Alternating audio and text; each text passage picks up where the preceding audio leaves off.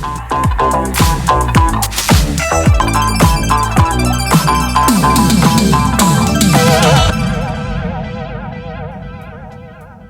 Going On is sponsored again this month by the charming and generous Terry Trevino, whose generous support helps keep conversations for the future going. Thank you so much again, Terry, for your support. And now it's time for What's Going On? Ms. Forczyk is the owner of space consulting firm Astralytical, specializing in space science, industry, and policy, and offering space career coaching services. She is a NASA subject matter expert for planetary science missions and is also the primary author of Astralytical Explore, Flybys, and Orbits. Ms. Forczyk wrote the book Rise of the Space Age Millennials, now on Amazon, and she is frequently interviewed for news publications, regional newspapers, and public radio. Laura, I'm putting the link to your book in the chat while you tell us what's going on. Thank you so much, Lee, and it's a pleasure to be back again this month. And thank you, Kelly, for that great overview. It was wonderful to get an overview of the entire sector because I'm going to really narrow it down. I'm going to tell you, I usually on this segment tell you what happened in the past month or so. This time, there's just so much information about how to bring space to Earth to benefit humanity. I had to just limit it to the past 2 weeks. So this is really truly a snapshot of what is going on in the past 2 weeks because the sector is so broad.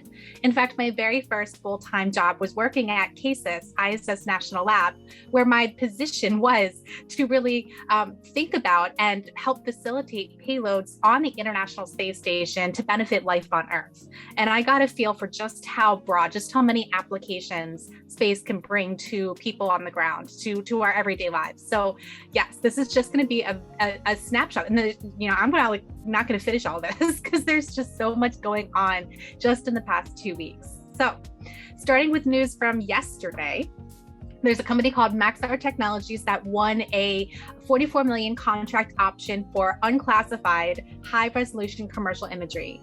And this is probably one of the first uses of space data to benefit Earth and arguably life on Earth. Hopefully he benefits life on Earth. But the intelligence community using Earth observation for the uses of military and defense is probably one of the oldest known applications. And it might even go back further than the Gulf War, but the Gulf War is where I first heard of it really being used. And that's just a company, one of many companies that provides imagery to the U.S. Defense Department. They just happened to win a contract yesterday, which is why I bring them up first thing.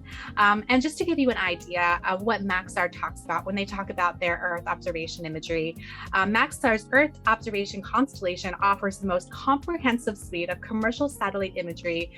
Diversity in resolution, currency, spectral bands, and accuracy helps the industry conserve resources, expedite operations, ensure compliance, and save lives.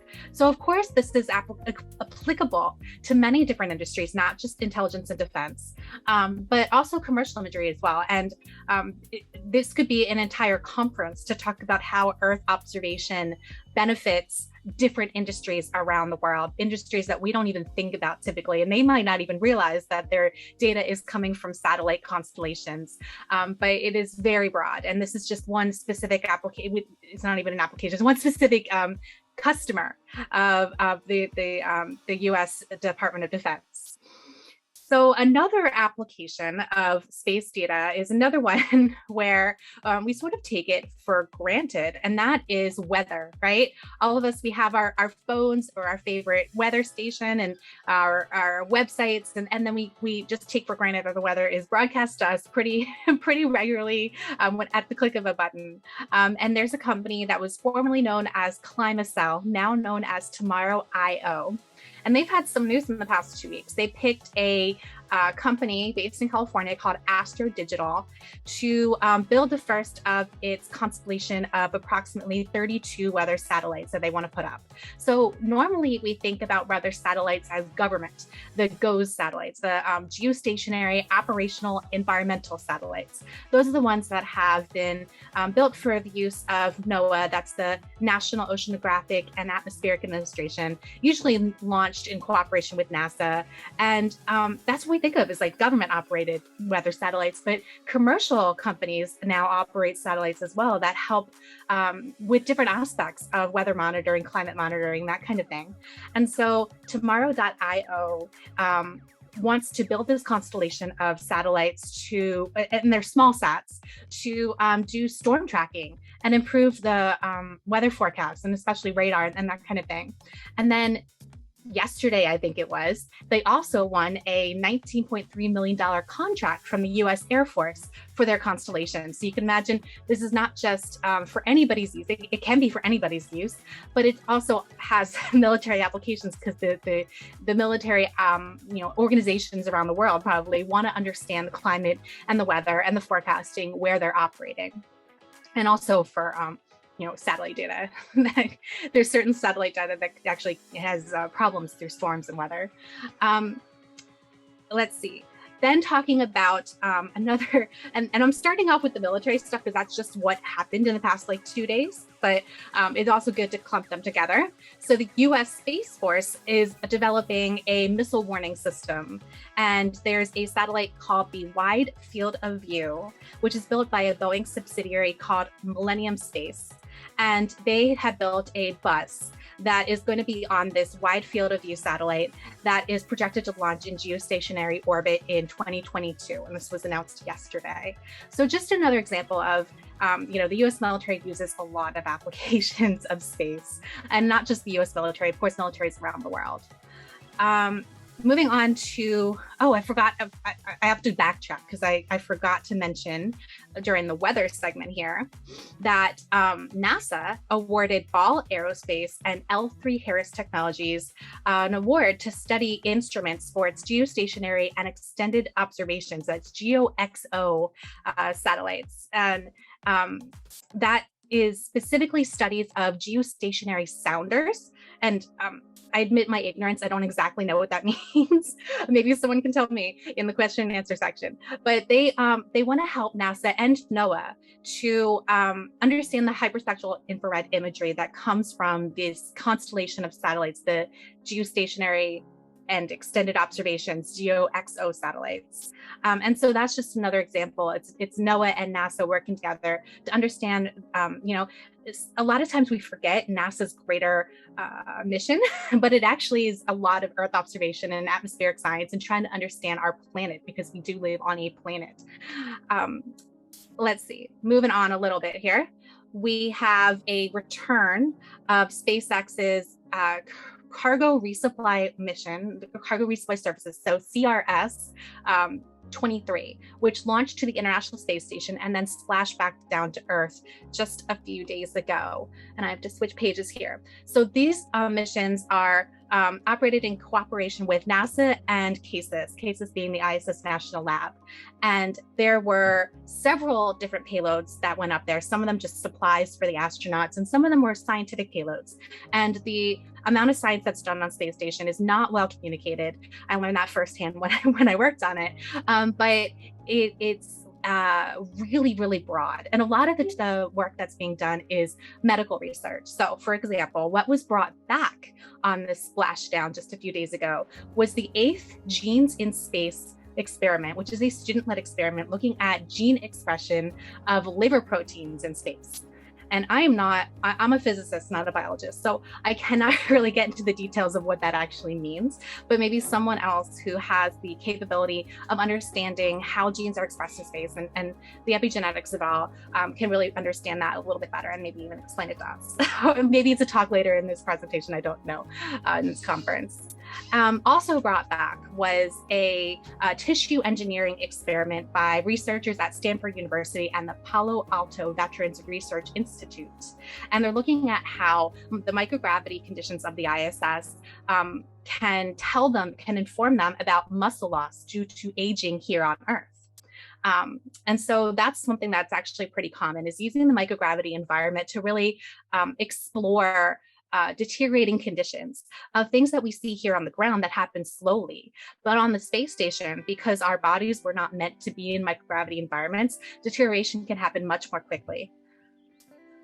Also brought back was a NASA JPL, Jet Propulsion Laboratory experiment, which included researchers from the University of California, San Diego, to do swabs of the ISS to look at the bacteria and the bacteria products and do a 3D map of the bacteria, which I think is pretty cool because we study extremophiles here on Earth, extremophiles being life forms that exist in the most extreme environments on Earth. And we do them both to understand our Earth, our planet, the life on our planet, but also to seek out life elsewhere in the universe, astrobiology.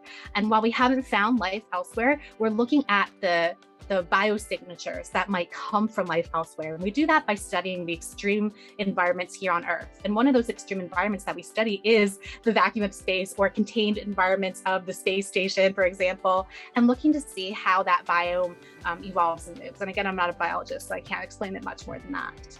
And then also brought back, and this is the last one I'll talk about for this, Felix and Paul Studios, they launched a virtual reality camera.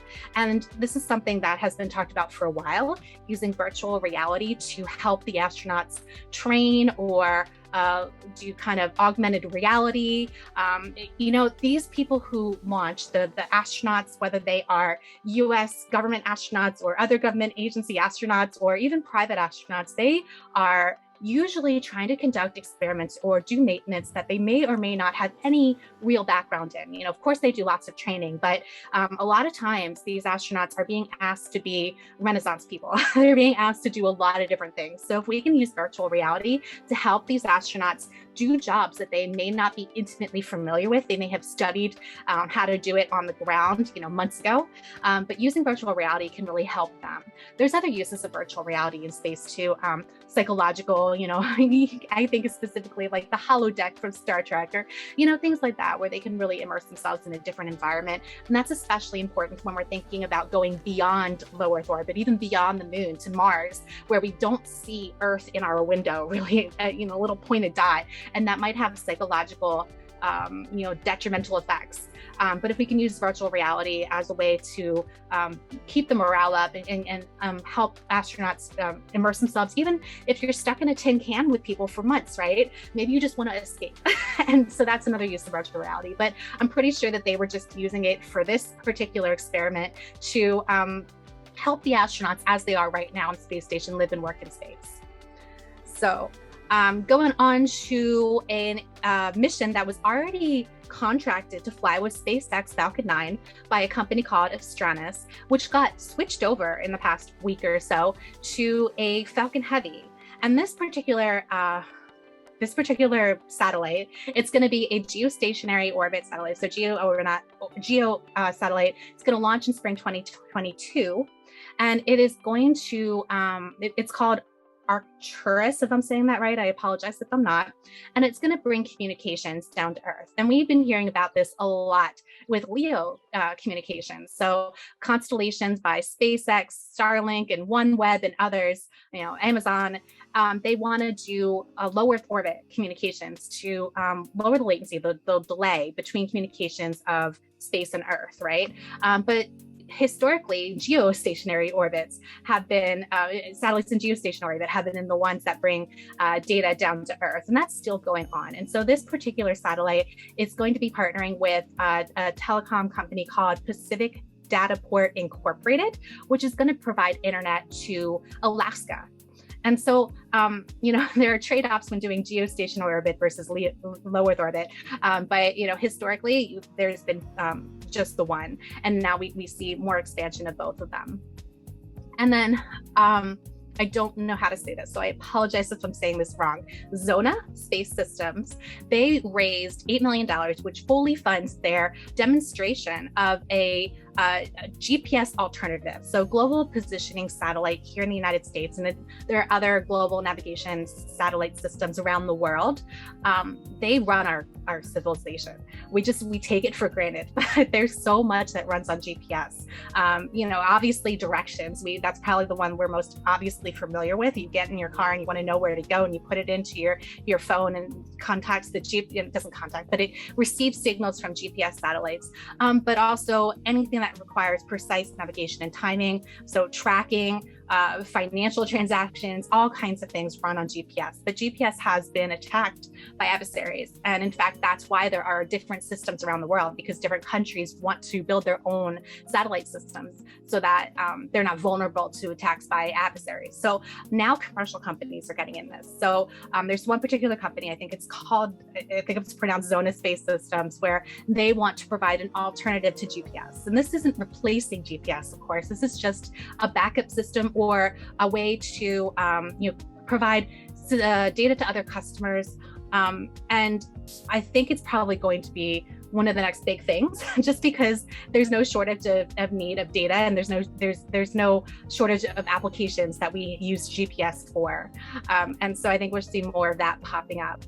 And then I would be remiss if I didn't talk about human spaceflight, simply because even though it's sort of the luxury, you can argue that why does human spaceflight benefit life on Earth?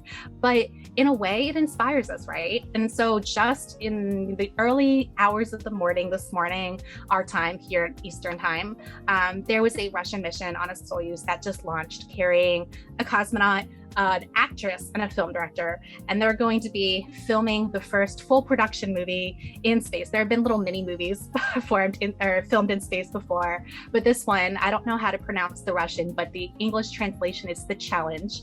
And you can imagine people watching The Challenge once it's filmed, and they see, she's pretty beautiful, this actress that goes up there, and then they might actually be able to connect themselves with that actress and be able to be more curious about the space environment, and maybe even see themselves working in space someday, the people who watch this, whether it's a Russian audience or a broader global audience.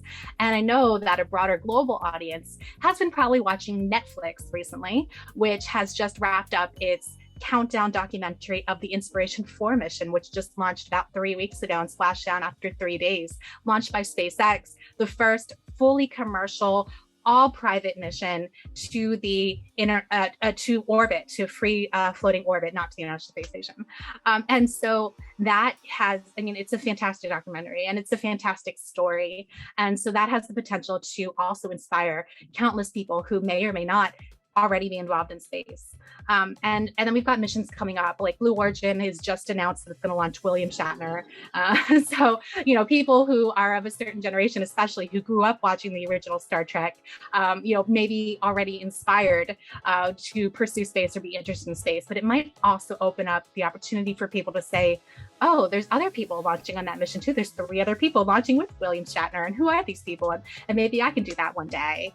Coming up also this month, hopefully, we don't have a date yet, Virgin Galactic hopes to launch a mission by the Italian Air Force, which will do, it's a research mission. They'll do research experiments. They're bringing up payloads, and they're also doing different types of missions. So one of them is trying to understand the suborbital environment's impact on the body, because he's a doctor. And so there's different ways that you can even use suborbital space. You don't even need to go all the way to orbit in order to benefit our understanding of science and to use that to benefit life on Earth.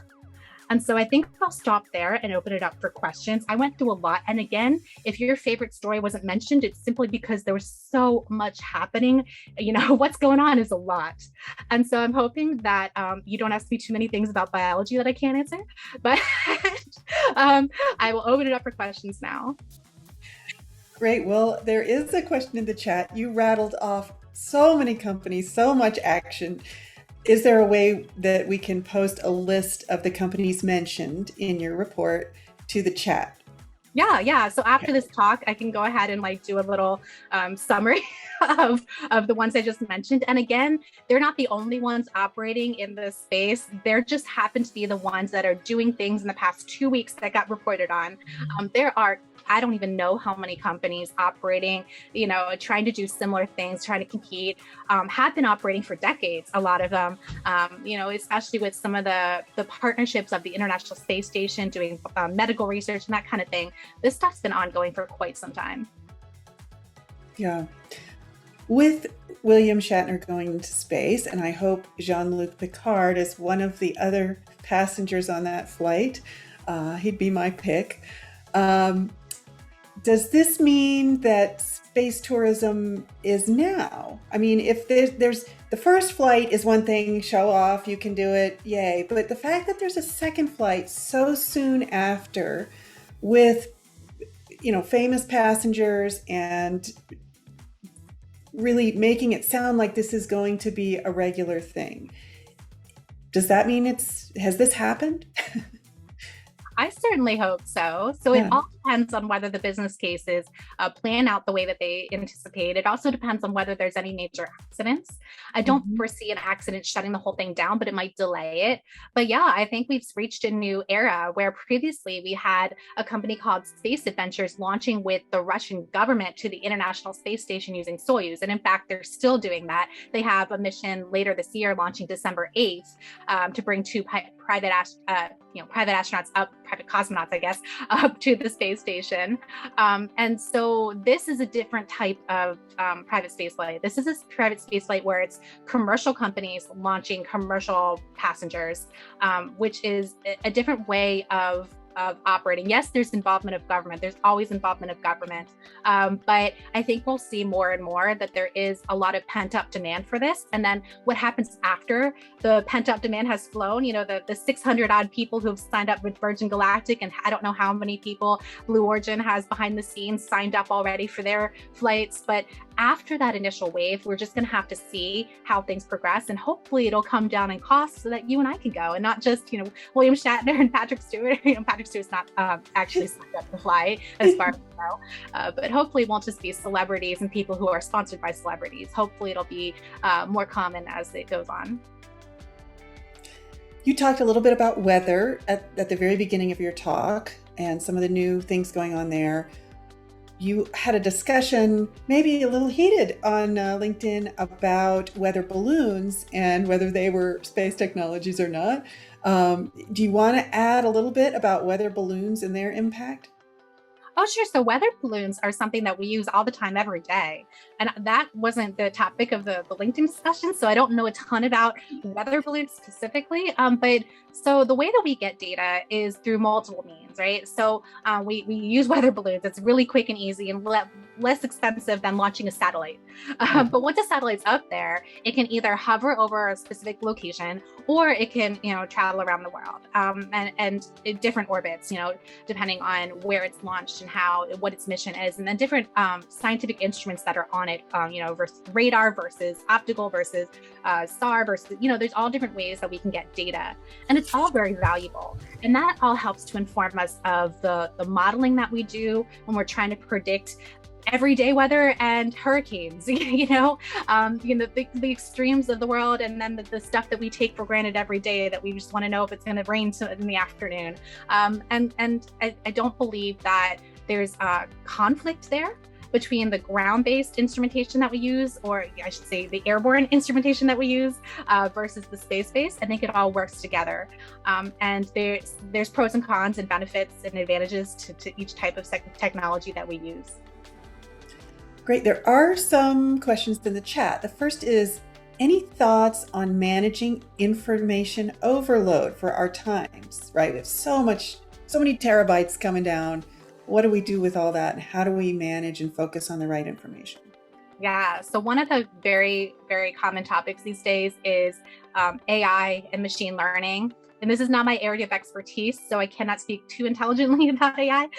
But I do know that that's a way to really parse data ahead of time and save on the way that we go through it, because you're right, it's too much. It's too much for a human to go through. But if we can get a computer to really go through it and take out the information that the computer has been programmed to understand or to categorize, then that can really help us save time. Another thing that's been going on is repackaging the data. So there are some companies that get the raw data from their satellites or from somebody else's satellites, and then they repackage it for user, I guess, a better user interface for people who have no background in space, no background in data. They make it so that it is presentable and understandable.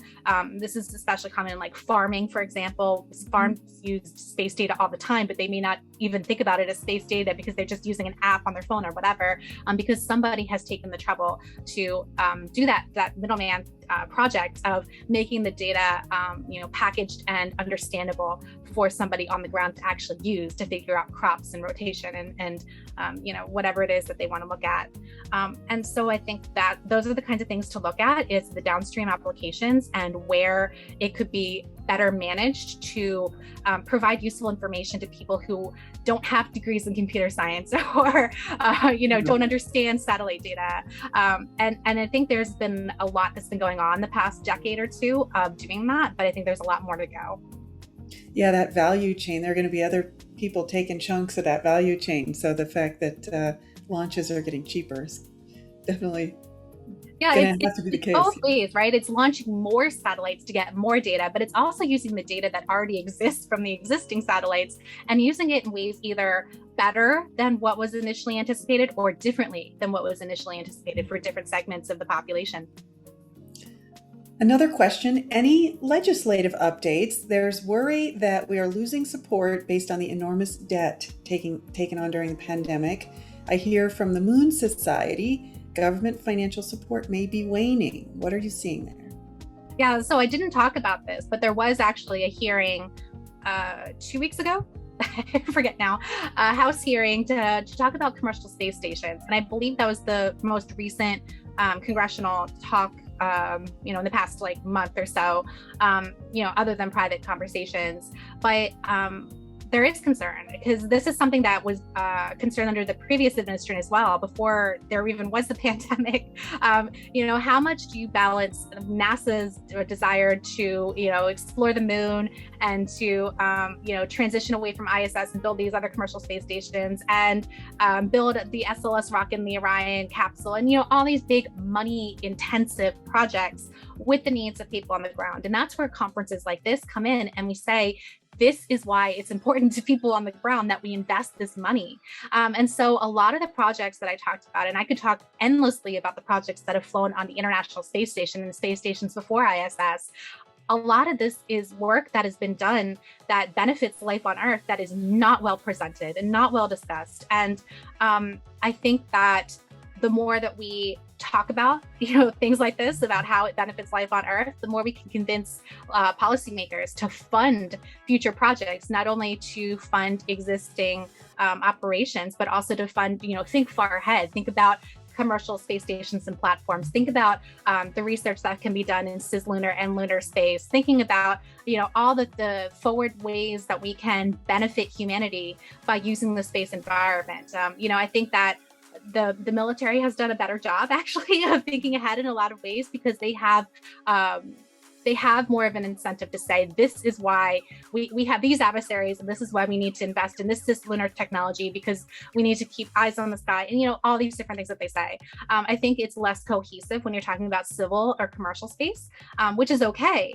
It's just harder to tell that story. And so while I don't know if it's a concern about the national debt as much as it's concerned about priorities and where do we prioritize, all the different things that Congress and the government are trying to prioritize when we have something that seems so luxurious, that is space. And we need to convince people that it's not luxurious. It actually is necessary.